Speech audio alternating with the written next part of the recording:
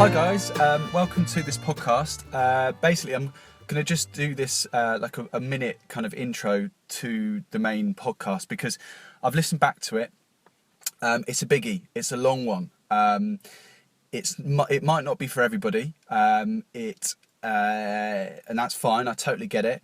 It's something that's incredibly raw for me. And just to warn you, it's very emotional, pretty much from the start. So I just ask you to, obviously, if you do listen, just to bear with me.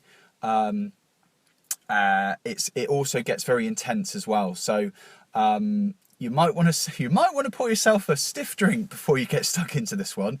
You might want to also just listen to it in two parts. I'm not too sure. As I say, I don't think it's going to be for everyone, and I totally get that. But yeah, as I say, just to warn you, it is very emotional. I just also want to say, like, life is not easy. We've all got our own personal problems. I'm just sort of, as I say, obviously just sharing mine, basically. And I've thought long and hard about this. In fact, I showed my girlfriend just the intro, and I sort of said, I do cry on this podcast, and I was kind of feeling quite embarrassed about that, and very ashamed. But we both kind of agreed, and I think I was feeling this that basically if I didn't release this, I'd be sort of giving into that feeling of being ashamed. So I am embarrassed. You're going to hear me cry. I'm very embarrassed by that. But I've got my reasons to be embarrassed. And anyway, look, here it is. I hope you enjoy it. As I say, it's taken me a lot of guts, I suppose, to kind of release this. But as I say, I'm not looking for any sympathy. I just want you to know how it is, basically. So anyway, without further ado, here it comes. Enjoy. Right, hi guys, welcome to podcast 3. I'm not going to lie, my heart is beating, it's pounding actually. I've got sweaty palms, my legs are shaking, and I'm going to open up with you in this podcast. Apologies if I get a bit emotional. Sorry. Yeah, I'm going to talk about my gambling addiction that I experienced in my 20s. Oh, don't know if this will make the podcast. Anyway, I'm not here to have a pity party. Jesus. Anyway, I'm going to just talk about some news and announcements first. Talk about some positives, and then talk about Jesus. Sorry.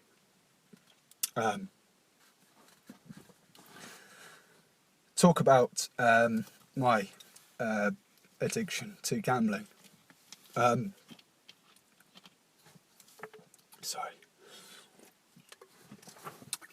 Oh.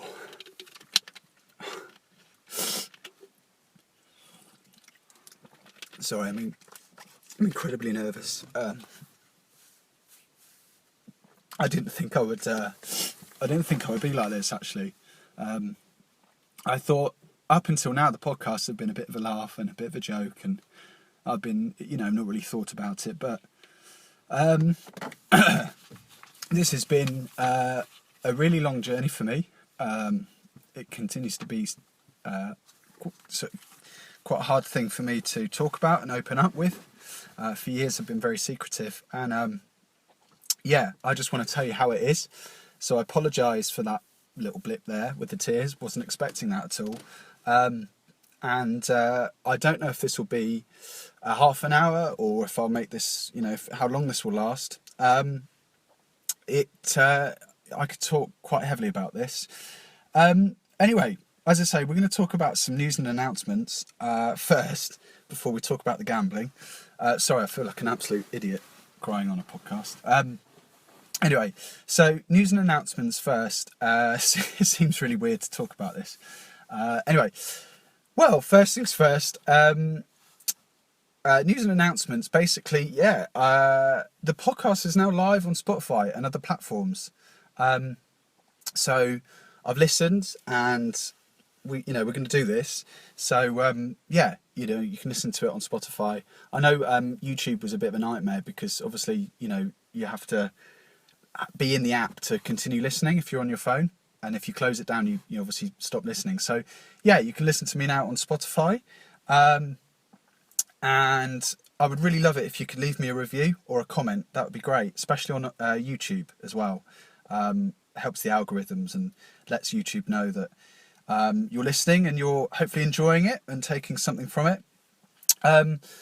Other bits and pieces, well, behind the scenes I've been very busy. I've spoken with a very good friend who happens to conveniently be a brand manager for global companies, and we're having a good discussion. So yeah, he was sort of saying, what's your mission? What's your message? And at the moment, I think it's been quite mixed. I think,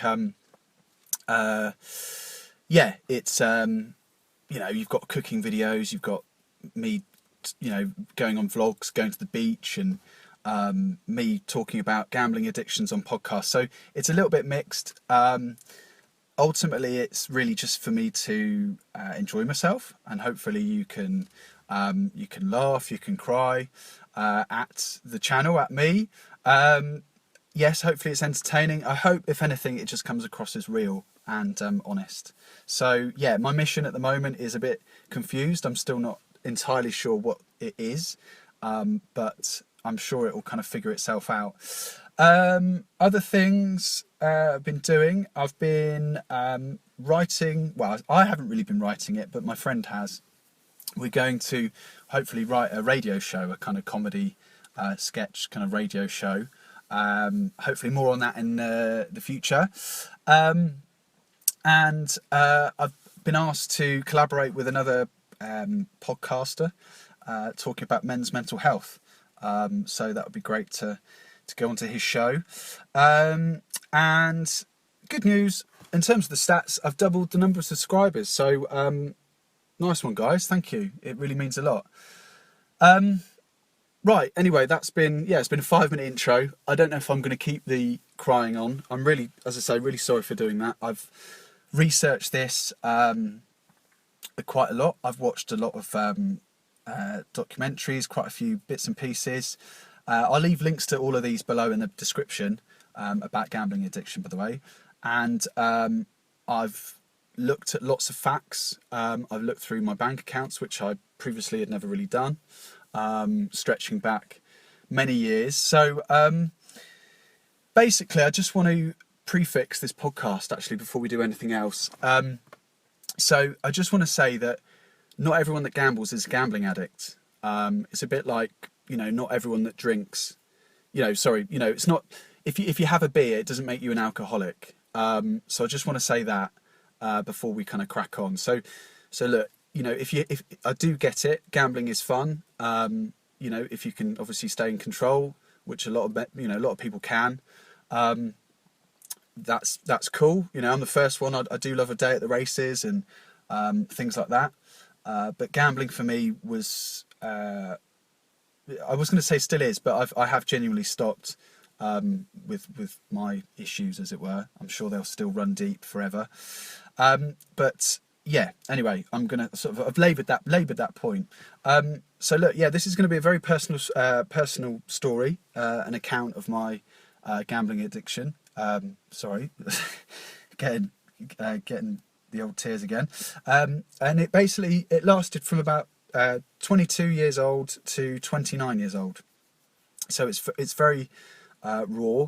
I do still, I will have a bet occasionally on the horse racing, perhaps the Grand National, or go to the horses. The horses has never been a problem for me. It was more to do with roulette and casinos and things like that, and online gambling. But anyway, so I'm going to tell lots of stories, lots of anecdotes about my addiction, and really this is to raise awareness for problem gambling, especially amongst men. Basically, very recently, a chap called Lee from Newbury, he was our plumber, actually. I didn't know him personally, but he was a lovely young man, mid-30s, polite. He went to the same school as me, Park House. He recently took his own life, and I'm led to believe, and you can correct me if I'm wrong. I'm sorry if anyone's listening to this and this is incorrect, but I'm led to believe strongly that it was to do with gambling. Another man that I sort of know, or friend of a friend, he also recently took his own life to do with gambling. And I want to, just to raise awareness about gambling addiction and problem gambling amongst men. Basically,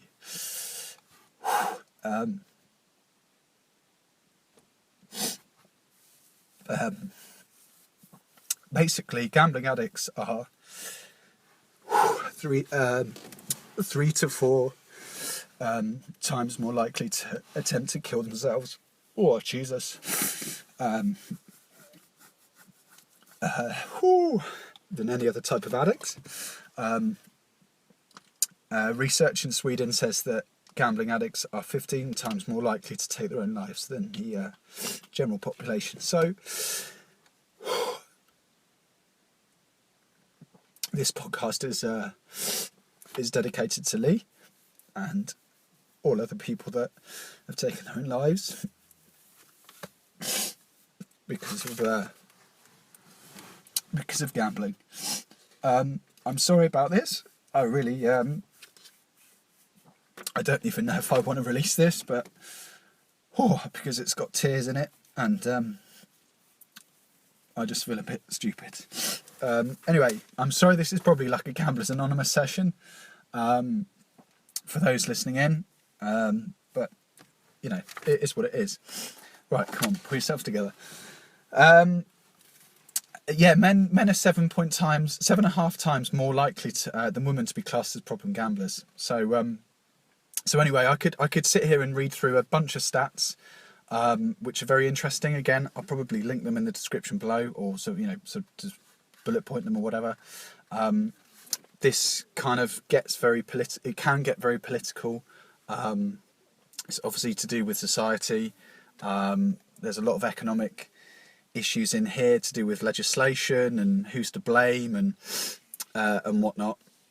But I will just say one fact, actually.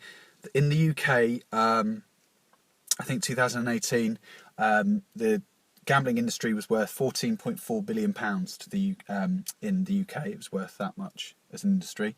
The UK government took 2.9 billion from gambling, sort of, I guess, from the taxation and whatnot. So it's worth a lot of money to the government. And it's only in 2013 that problem gambling was seen as an addiction, just the same as alcohol and drugs misuse. It is an addiction. It is hardwired into gamblers. Whether you win or lose, they've done MRI brain scans, and basically whether you win or you're just participating, it's pretty much just the same hit of dopamine on the brain. So the whole kind of ethos of like the thrill of the chase, or like I'll just I'll have one more bet, or I'll win this time, or whatever, or it was a near miss. Anyway, look, I think what I'm going to do is I'm just going to crack on and just tell you my story, kind of like how I got into it, how it started, and sort of how it developed, and the kind of downfall to it, really. As I say, I've got tons of notes. I've actually got 5 pages worth of bullet points here, but I'm just going to speak from the heart and just tell it how it is, tell you my story, and this is my own private life. I don't know why I'm sharing it with others. I think it's just hopefully just to raise, as I say, just to raise awareness, and if any of you are going through anything similar, that I just want you to know that you're not the only one. So here we go.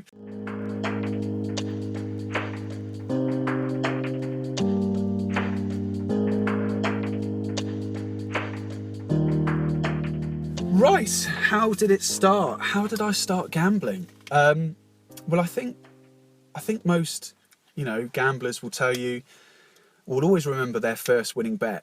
And my first winning bet was in Stan James in Newbury. Used to go during sixth form. with some mates during our free periods. We used to go to McDonald's. It's a bit like the in-betweeners. And then nip down to Stan James, and we used to do like a football accumulator. Might sort of bet on the horses. I wouldn't have a clue what I was doing. And I remember one friend, I won't name him because it will feel like I'm blaming him. I'm really not. But he was playing the machines. I think they're called FOBTs, fixed odds betting terminals. And basically on these machines, you've got your like casino games like blackjack and roulette or whatever. And I was like, what are you doing, mate? What are you doing here? He said, oh, look, what you do is you put £1 in and you can pick 5 numbers. They're worth 20p each, and it was on the roulette. And he went, look, you just scatter them around and pick a few numbers, and, and the roulette wheel spins, and, you see if your number comes out. So I was like, okay, sounds good. So I put £1 in, and probably every gambling addict has probably thought this, but the worst thing that could happen to me was that I won. From that £1, I won £7.20, which for someone that had never won a bet before was astronomical. That was huge. 7 times as much as my money, or whatever, however the maths goes. So that was that. I was like, okay, this is cool. This is brilliant. And actually, I've just realised, throughout sixth form, it was pretty bad. When I was about 18, I remember, fuck it, I'll just share this bit with you, whatever. Basically, I haven't got a criminal record, but I have been arrested before, and basically it was for jumping a taxi. Anyway, so I remember my dad rang me up. He said, "Alex, the police are here. Like, what the fuck? Basically, get back now." So I was like, "Okay, all right." Fully knowing what was to come, I was like, "Shit!" It was because I freaking run away from that taxi, wasn't it? Anyway. But guess where I was? I was pumping money into a machine in Ladbrokes. Basically, at the time, I was refereeing. I'll probably talk about refereeing in another podcast. And basically, at the time, I was earning quite a lot of cash in hand from refereeing, from like weekend games and midweeks. I mean, honestly, I was earning about 100, 150 quid a week. A lot of that in cash. I think I worked at Waitrose as well, the old shelf stacker. And we used to just go down and would go down on my own. Would go with friends at first, but then would go down on my own. It would just be me and the machine, and I'd just play the roulette. That's all I would play. Obviously at the time I didn't realise, but that was just the start of the addiction, really, or kind of training the brain to kind of get hooked to this. Because that's the thing about gambling, is like, win or lose, you want to go back for more. And in fact, even when I've lost, it's still not discouraged me. I'll go and chase my bets, and I think every problem gambler basically will try and chase the bets. So anyway, let's move on to the next bit. So I didn't really do it. Then I went to university, and I didn't really do it that much. Being a student, didn't really have much money. I'm sure I would have bet it. I can't really remember specifically, but I'm sure I would have continued to bet, but just I didn't really do it, to be honest with you. I didn't have much money. So basically, I've thought about this a long time, and I thought, is it in my blood, gambling? My granddad's twin, Stan, he was, Grandad Gordon, his twin Stan was a big gambler. So I thought, is this hereditary? Is that how to say it? But I don't know. I think it can affect lots of people. Apparently in this country, there's 2 million people at risk to problem gambling. And it's gone up by a third. Those that are actually problem gamblers, to about 500,000 roughly. So anyway, I kind of digress, but yeah, I used to think, is it my blood? Is it because I'm from Newbury? It's a horse racing tradition. We've got Lambourne stables around the corner. We've got Highclere Stud, Kingsclere Stud, the Queen's horses around here. Pretty much most people in Newbury have got a connection to the horse racing. Or at the very least you've been to a day at the races. So I kind of thought, is this just natural? Is this what it's what it's about? I remember going into a betting shop with my mate at about 18, and I couldn't believe it. There was a guy at the at school, one of the teachers' brother, keen sportsman, and he was on the roulette, and I couldn't believe it. I looked, and it's like, Jesus Christ, he's just won his ticket. He's just won 400 quid. I couldn't believe it, and he walked to the cashier to obviously get the money, and he didn't even break a smile, didn't look happy, no emotion at all. I was like, shit, why is he not happy? That's a bit odd. And of course, little did I know that actually, problem gamblers, basically, it's to do with the dopamine in your brain, which is to do with the sort of the emotional side of things. And as I say, it kind of just triggers. Well, it's got the same effect as losing, so everything is just like balanced out. You kind of get unemotional. So you sort of think to yourself, you kid yourself, and you thought, well, that's good to be a gambler, isn't it? Because at least I can control myself. If I'm winning, it means that I still feel kind of as almost like the same as when I was losing. It's all right, I'm in control of this because I don't feel emotional. But little do I know, it's to do with addiction. As I say, it's just as addictive as drugs or alcohol misuse. But the thing about gambling is invisible. You can't tell a gambler. Maybe apart from the odd mood swing, but you can't really. It's invisible. You can tell someone if they've got problems with drugs, or you can tell someone if they've got problems with alcohol. But you can't really tell someone if they've got a problem with gambling. Gamblers sort of become incredibly good at lying and telling fibs, and so it's not really the behaviour. If you suspect someone that's gambling and has got issues, you won't be able to tell by their behaviour, but it's to do with the harm that it causes. So if you are looking at someone that's got an issue, then my recommendation would be to look at their bank account, look at their statements, and just have a flick through and just see what's coming in, what's going out. And I'll talk about that in a minute as my story develops, because, as I say, I recently just checked my bank account statements, and it was incredibly embarrassing. Anyway, just going to take a bit of a breather. As I say, I already feel that this podcast might be quite a biggie, so I don't know if it'll be in 2 parts or what not. But should we have a bit of? I don't know if we're going to have a bit of music, or maybe I'll just sort of talk about my surroundings. But I'm in an undisclosed location. There's quite a lot of people walking around me. I'm in the car again. It's very green. It's very warm. I've typically parked up in a spot. Oh, naughty. But I am going to go for a run in a little bit, so that's my excuse. But parked up in a location that's incredibly warm. I've got the windows kind of edged down a little bit, so I'm conscious of walkers, going past, that social conscience of like, are they looking in, or are they looking at me thinking, mate, you should, this isn't essential travel, is it? But I class it as essential. Anyway, should we carry on? Yeah, let's carry on.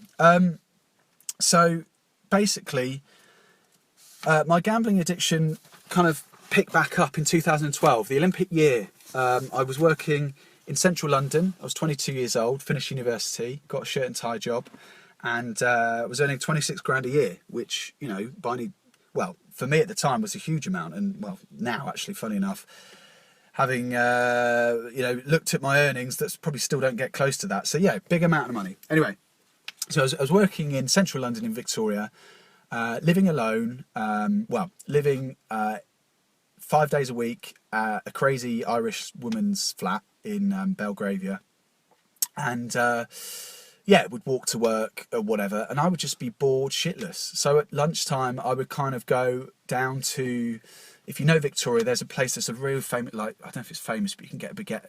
Tell if you're listening, mate, you'll know exactly where I mean, because we worked at the same place. But you get a nice baguette, and it's like this little cobbled street in Victoria, near Victoria Station. Was it St James's? Anyway, getting sidetracked. Basically, there was a William Hill's in there, and I would go there at lunch, bored, and just watch people gamble. I would be one of those voyeurs, would hover around the machines and would just watch. And you've got people there worth a lot of, probably earn a lot of money, and I'd see people win big and I'd see people lose big. And at the time, I didn't bet. At the time, I would just watch. And I was almost like trying to kind of create a system in my mind of like, well, he's doing that. He's betting on this number. He does this after this happens. And of course, by the way, this is a random game. This is a random machine. It's complete, utter chance. There's no way to know what's going to come up next. Okay? It's just ridiculous. So chance-based games, by the way, like roulette, bingo, slot machines, stuff like that.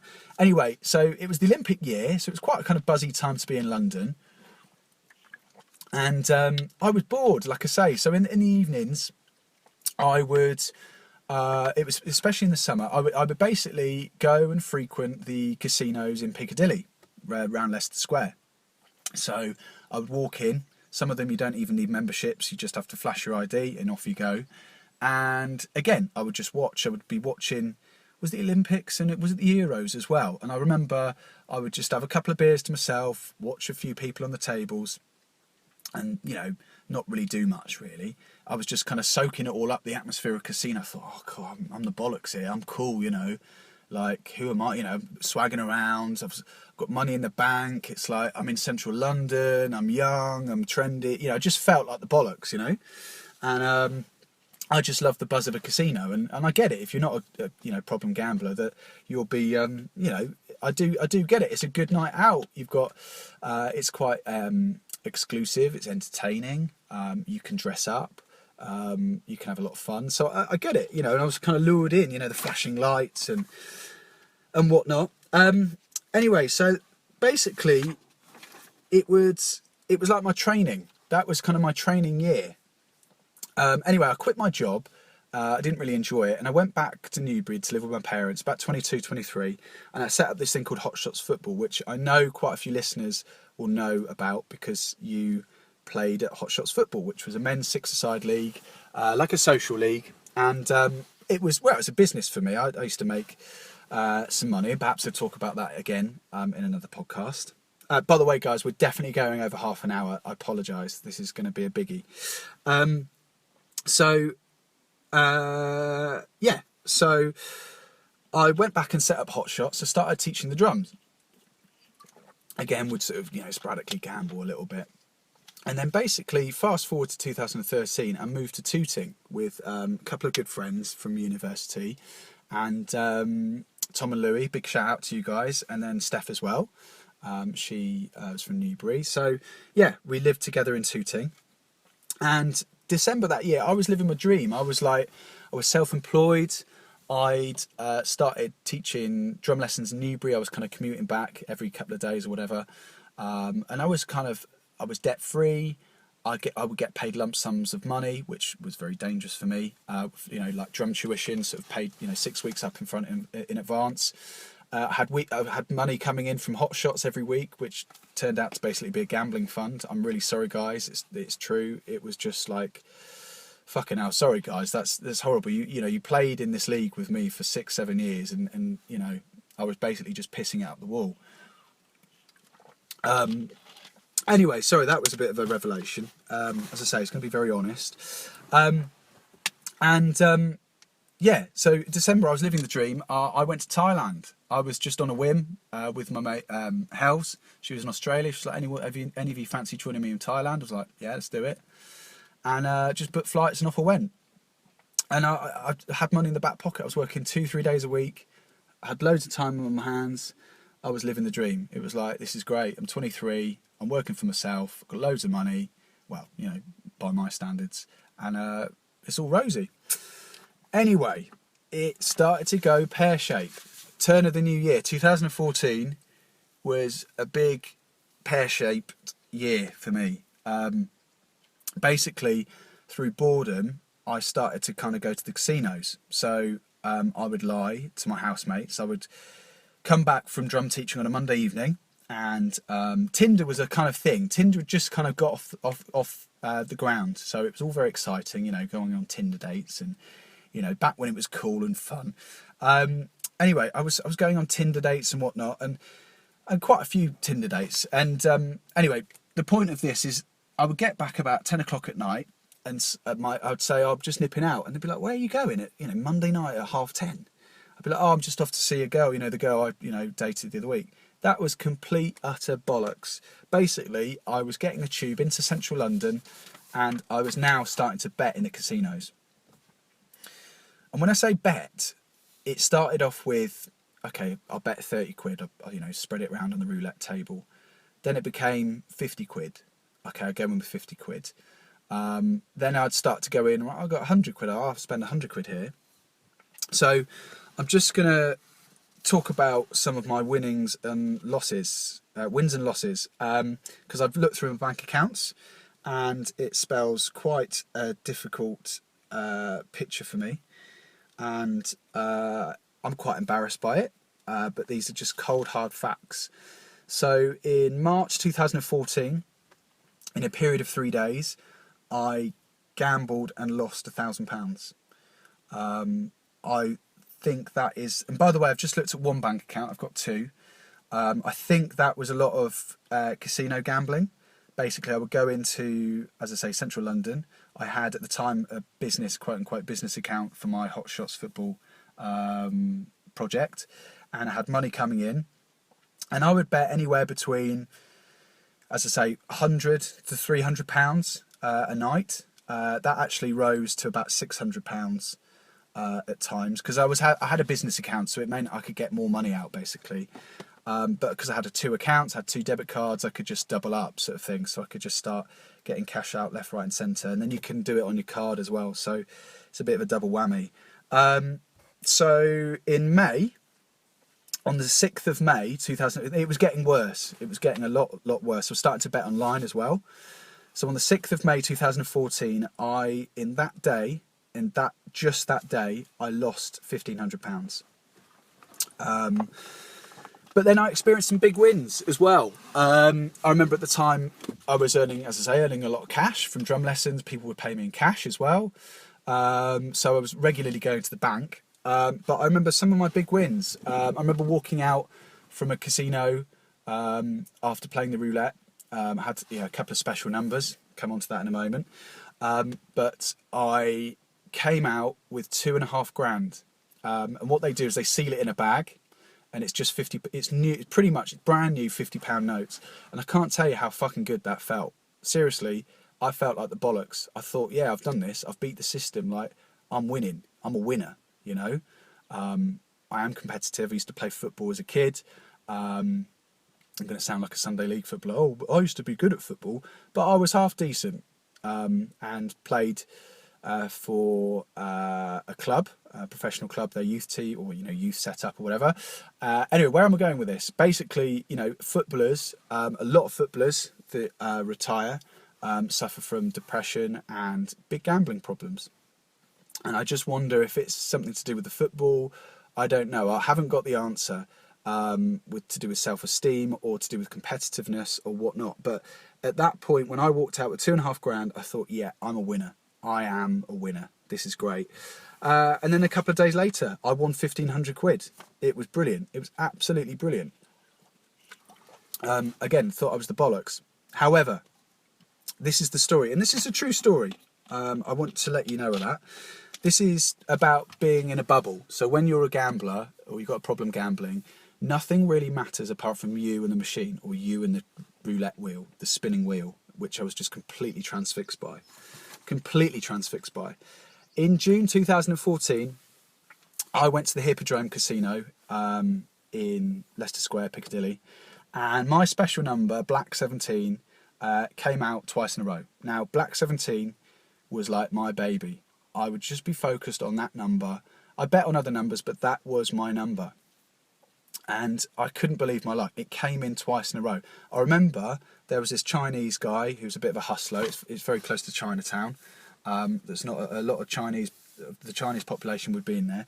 And this hustler came up to me, and he obviously didn't have much money, but he would sort of say, I think you should bet here or bet there.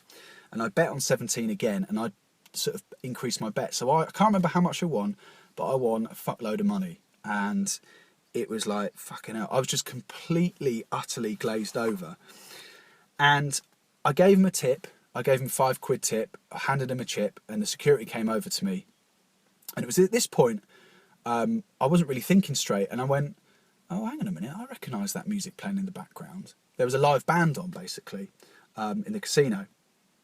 And I remember the guy, said, can't give this guy a tip. We're going to have to, blah, blah, blah. And, typically sort of just apologise and very politely. And, and he was sort of, oh, okay, don't do it again, blah, blah, blah. And I just went, I recognise that band that are playing. Because it was that tune. It was, I want to be your lover. Dun, dun, dun, ba-dum, bum, bum. And I was like, who is that? And he went, oh, it's Prince. I was like, what, the Prince? And he was like, yeah, Prince, he's doing a gig. And, you know, I should have been, as a, well, quote unquote musician or drum team, I should have gone and had a look. I didn't. I just was like, oh, okay, cool. Went straight back to the table. Didn't give a shit. Didn't give a monkeys. So yeah, it was just getting pretty bad. Anyway, where are we? I've got a lot more to say. I don't know at this point if I'm going to stop there, actually. No, I'm going to carry on. We're going to carry on. Don't know if this will be in 2 parts or whatnot. I'm getting incredibly hot in the car.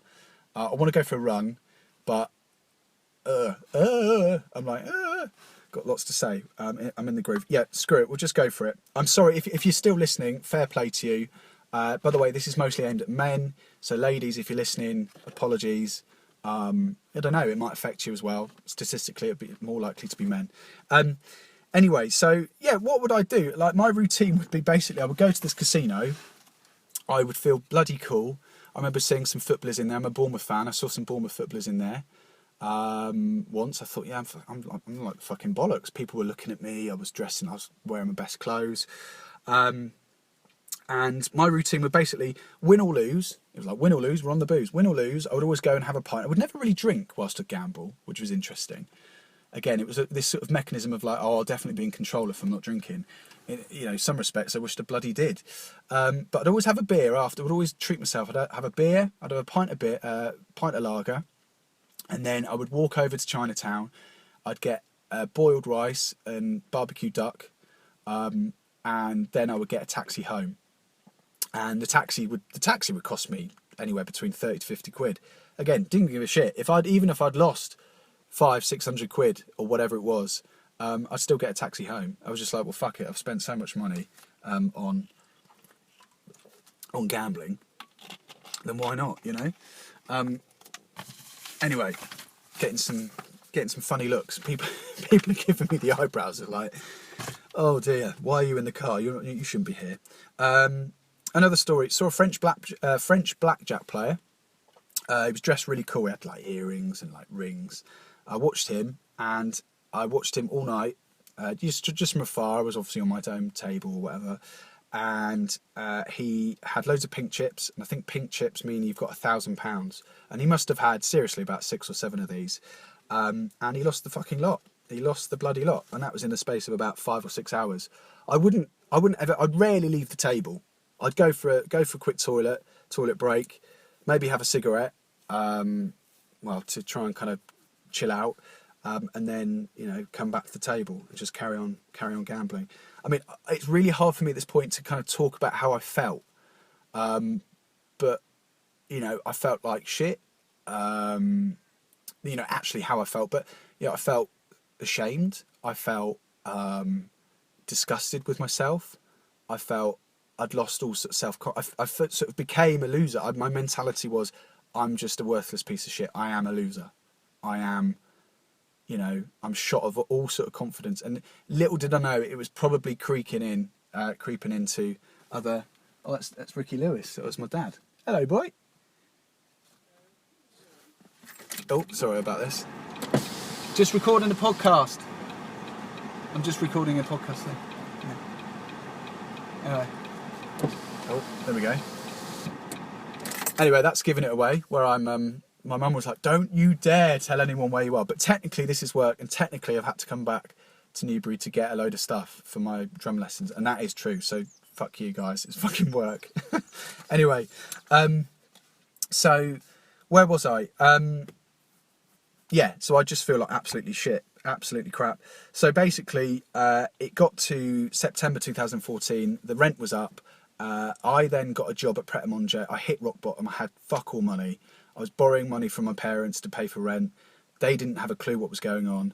And I went in September 2014. I went back to Newbury. It was about October. I think my good friend Mick Baz, he knew about this, and he just said, Alex, you've got to move home. Just move home. You've got to move home. So big up to you, mate, for that. That bit of advice at that time was priceless. Because you might go, well, that's obvious, just move back home. But I didn't think that. I wasn't thinking like that. Pride was at stake. I thought, well, I can't do this. You know, my mum was telling her friends, oh, you know, he's running a car, he's got a good, you know, he's making money for himself, he doesn't have to work that much, he's quite a successful guy, you know, successful, quote unquote. But I had to move home, and I moved home with 7 grand's worth of debt. I was in my overdraft. Yeah, it was a tough time. But I got myself back on my feet, ever the optimist. I think all gamblers are optimists. Sorry guys, I'm absolutely sweltering, like sweating. It's a proper like sunny summer's day or evening now. I moved back home, and I kind of got myself back on my feet. You know, I didn't have to pay rent. My parents were very good to me. I didn't have to pay rent. I all of a sudden didn't have to pay rent in London, and the cost of that and whatever. So I set up another league for hot shots. Things would kind of look like I was kind of managing it, and I stopped gambling. I actually kind of stopped, or so my bank account say. I don't know, have any idea. I can't remember if I would go into bookies or whatever. But yeah, that's what I would do basically. So, you know, sorry, I'm just trying to look through my notes where to kind of go next. So I moved back home, and it's all a bit blurry. I actually, I actually stopped looking at my bank account records around this time because there was just so much in there. But 2015, 2016, there were other difficulties that came into my life to do with drugs and a failing business. Anyway, look, it feels like I've got the fucking violins out for myself. I don't want to say I've had it hard. I don't, you know, I'm no doubt that you've also had it hard in many different ways. I've had a very good upbringing. I've had a very supportive family, very supportive girlfriend. It's cost me my relationship 3 or 4 times, but we're back together. That's a different story. But anyway, actually on that note, I've really pissed my girlfriend off with what I said last week. Anyway, so other stories. I mean, fast forward a few years, basically I'd started gambling again. And there's a pattern developing. Basically, every time I would get paid with my drum lesson money, because I was self-employed, I would get paid for 6 weeks up front in advance, maybe 1,500, 2 grand. But then that was kind of it. As I say, Hot Shots was my sort of weekly sort of cash fund, as it were. And I would, for example, I would go to Reading in the daytime, typically, just sporadically. I would go on a Monday or Thursday afternoon, whenever. It didn't really, you know, it would kind of come and go in these spurts. And I would go and just go to these casinos, and I got into blackjack. I thought, fuck it, I'm going to become a blackjack player. My mentality at the time was, I've done my training, I've lost so much fucking money from roulette, I'm going to become a blackjack player. Now, blackjack, a bit like poker, a bit like racing to an extent, is skill-based. So you've got a chance to influence the outcome. So there is an element of skill. And I thought, you know, I was watching loads of YouTube videos and these people saying you've got to count cards and all this sort of stuff. And I would go, and it's sort of a similar story, but I was a bit more in control. I wasn't frittering like hundreds of pounds away. I was just frittering away like 50 quid or 100 quid. Because actually with blackjack, you can sit and play it. You could play it for a few hours, having only, you know, put £50 down on the table. So it was good in that respect. But I remember at one point I thought, you know, I'm going to become a professional at this. Like I'm in control. I remember I went to Genting Casino, which is near the Reading Festival site. Again, on another afternoon, I put my cool jacket on. I thought, fucking hell, you know, I just felt like I was the fucking bollocks. You know, I thought, yeah, I'm a drummer. I'm like a cool kind of, I'm trendy, I'm cool. That was honestly my mentality. Went in there with 50 quid, 100 quid, and I spent hours at the table. Again, just leaving for a cigarette or going to the toilet, coming straight back. And I remember at one point when I felt particularly good, I got up to about 400 or 500 quid in chips, and I just had this unbelievable winning streak. I was just winning, lose a bet but win. And any person that's played blackjack will know, if you look at your averages, you will every now and again have a really good winning streak. You'll also have losing streaks, but this was particularly good, and I felt like this is fucking great because the manager came over to watch. The assistant manager came over to watch, and you know, they were obviously suspecting something. I was just using basic strategy. If any of you have played it, just using basic strategy. There's a good, is it called 21 or the MIT University of Massachusetts? There's a good thing about how to, you know, they were beating the system by basically counting cards and whatnot. And I felt like the bollocks.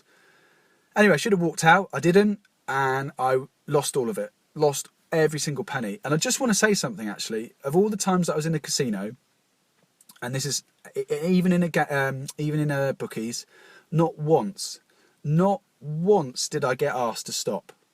And that's not me being dramatic or whatever. There was not one time that someone came over and said, mate, I think you should take a break. You should just leave the table. Not once, which is shocking. So, it's the hypocrisy of the gambling industry and the legislation around it is bollocks. Tony Blair, getting political, a bit of a rant. 2005, the Gambling Act came in. Tony Blair basically said, right, the new legislation that came in and said TV and radio are now allowed to show gambling adverts, right?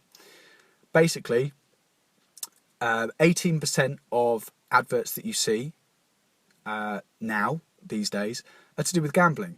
And gambling adverts went up 600% from 2007 to 2014. And the marketing of it is just ludicrous. You look at football teams, football shirt sponsorships. 10 out of 20 Premiership football teams sponsored by betting companies. Is it 17? 17 out of 24 Championship sides sponsored by betting companies. 32 Red Casino sponsor Wayne Rooney, Derby. Wayne Rooney wears the 32 number. Do not tell me for 1 minute that is to do with, it's not to do with the marketing of gambling. It's unbelievable. Britain has the biggest, the largest unregulated means, you can fucking do what you want. Unregulated online betting industry. It's worth £5.4 billion a year. And there are over, and this is the thing, I could self-exclude, and this is what I then did. I then self-excluded. It was a day I went to London on my own. I used the excuse to myself of I'm going Christmas shopping. I had about £150, £200 to play with. And I went to Mayfair Palm Beach Casino, a really fancy casino. It was on my own. It was again a Monday at midday. I went in at 11:30 midday. I used to love it. They give you free coffee, and it was fucking shit, little crappy flat white. But I get free coffee. Again, think I was the bollocks. Get blackcurrant and lemonade. Get treated like a king. Women wearing next to nothing. Like red dresses, which, by the way, the colour red is used because it's seen as arousing. Think red lipstick or whatever. But I remember I frittered it all away, and I actually said to the croupier, and I said, I'm actually here to do my Christmas shopping. She said, do you not? Actually, to be fair, she did say, I think you should go off and do. I've just corrected myself. She did say at that point, I think you should just leave, go off and do your Christmas shopping. So I got told once to leave the tables. I lost the whole fucking lot, and I just tail between my legs. I chain smoked a few cigarettes and just got the train straight back to Newbury. And it was that night, that evening, I rang up a casino, I think whoever it was, and I just self-excluded. I said, I do not want to be in a casino again. And I was about 27, 28. So this, this is a big period spanning my 20s, guys. And in young men, 1 in 4 young men are at a risk of gambling problems. We get kind of hooked in with football bets. Mobile phones, you can bet so easily. You can bet 24/7. There are over 2,500 online betting companies. And this is the thing. Sorry, I've got a bit sidetracked. I could self-exclude from casinos. It was the best thing I ever did.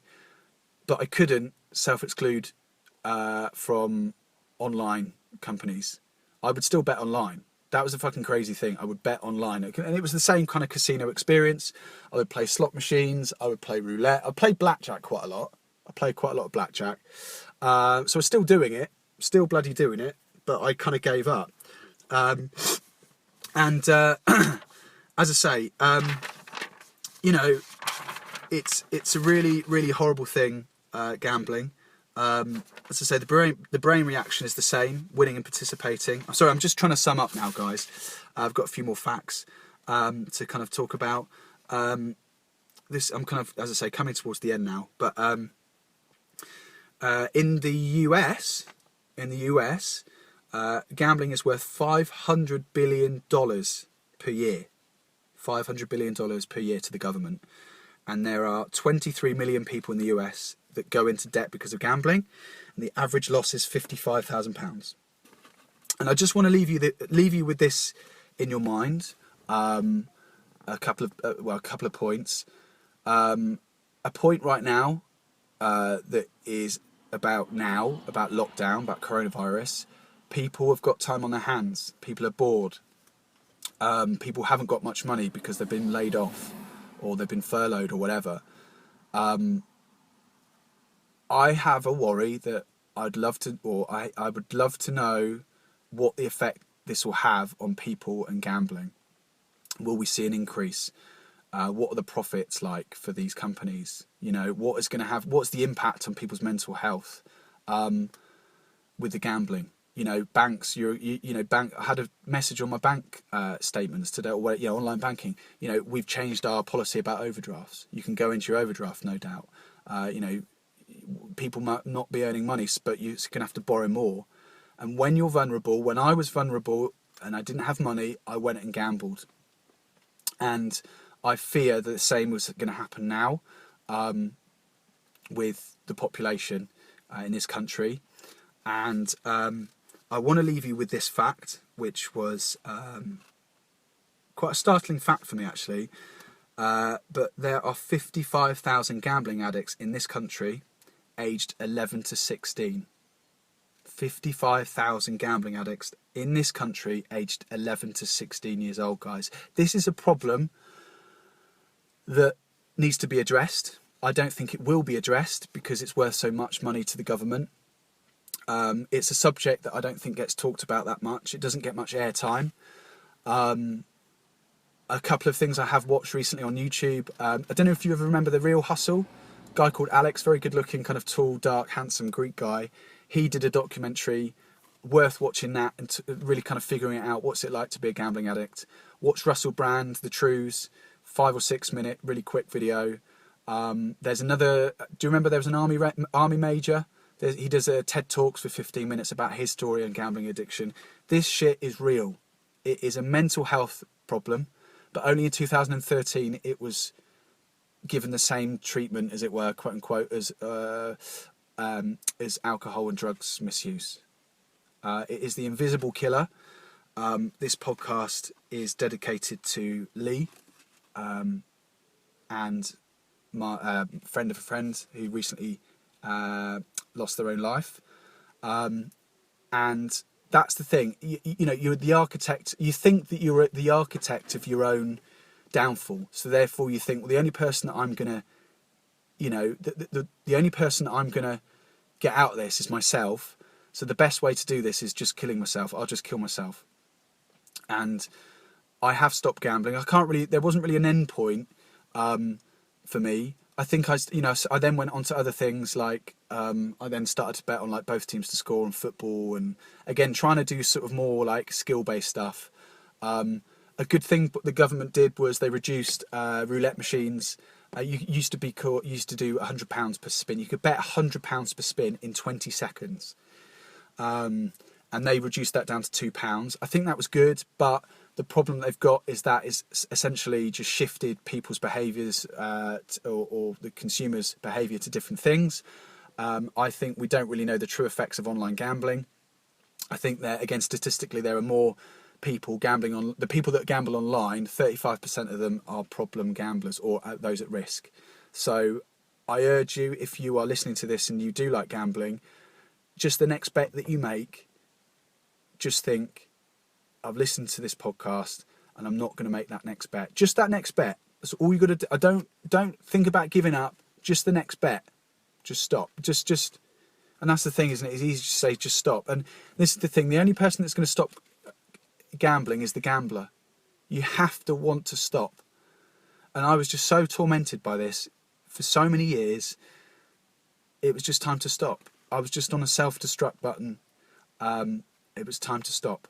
So I hope you've listened to this and you've taken something from it. I apologise once again for the 10-minute blip at the beginning of me crying. But this has been stuff that I basically kept to myself.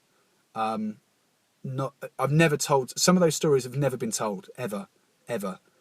It is an illness. And I want to just finish by saying I want to support Gambling Cost Lives. It's a charity. I think it's a charity anyway, set up very recently it's to support families that have lost loved ones from gambling suicides. And I will be buying a t-shirt from Gambling Cost Lives. I'll leave the link in the description. Just have a look at that. Have a look at some of the stats.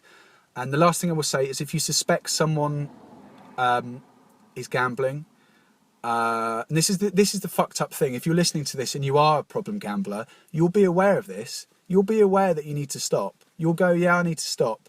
It's like smoking. You'll go, I need to stop smoking, but you still smoke. It's an addiction. But if you're a girl listening to this or whatever, ask to see the bank records, ask to see the bank statements, and that will tell you straight up. You'll be shocked. There'll be a horrible, horrible surprise. You'll look in there and go, fuck me, they've spent so much money. They've lost a lot of money. But this is a dirty, dirty secret of mine that I have been glad to share. This has almost been therapy for me. I'm glad to get it out there in the open. I'm sorry this has been bloody long. I will usually keep to my half-an-hour podcasts. I'm just going to flick through my notes to make sure that I've kind of said everything I wanted to say. As I say, I'll leave all the links in the description below. Thank you ever so much for listening. It means an awful lot. And thank you, basically. It's been really, really hard for me to get this out in the open. I'm not looking for your sympathy. I want to just finish by saying it affects not only the gambler, but it affects other people. And I'm sorry. I want to go on record and just apologise to all the people, my family and my friends. I've lost good friendships. I'd say I'm not looking for sympathy. I'm just looking to raise awareness. That's all I'm looking to do. So I think I'm going to leave it there. You've been listening to podcast 3. Thank you and good night.